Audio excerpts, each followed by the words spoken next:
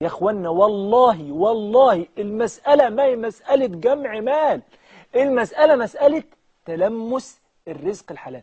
أشوف الرزق الحلال فين. أنا هقول لكم على حاجة بسيطة جدا بمناسبة الاتصال ده. هو في واحد اسمه روتشيلد، الراجل ده كان في بريطانيا، كان أغنى واحد في بريطانيا، والراجل ده كان بيقرض الخزانة البريطانية، كان بيقرض الحكومة البريطانية، كان بيسلف الحكومة لأنه كان غني جدا. والراجل ده كان يعني عنده أموال كبيرة جدا. وفي يوم دخل حجرة الخزانة بتاعته، الخزنة بتاعته، دخلها علشان يشوف أمواله ويتفقد الأموال بتاعته، فأغلق الباب خطأ ومحدش حس ان روتشيلد ده جوه الخزنه بتاعته. الخزنه كانت كبيره جدا، فقعد يعد، جه يطلع لقى الباب مقفول من بره ومش عارف يفتحه، قعد ينادي يخبط، محدش سمعه. عارفين حصل له ايه؟ مات.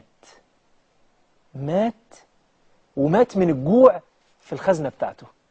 وقبل ما يلفظ انفاسه الاخيره جرح صبعه وكتب على الحائط بالدم بتاعه: اغنى رجل في العالم يموت جوعا.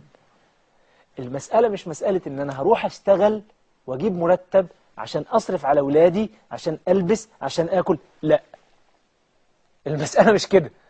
المسألة الرزق ده حلال ولا حرام؟ طب من ترك شيئا حرمه الله أبدله الله خيرا منه فيما أحله الله.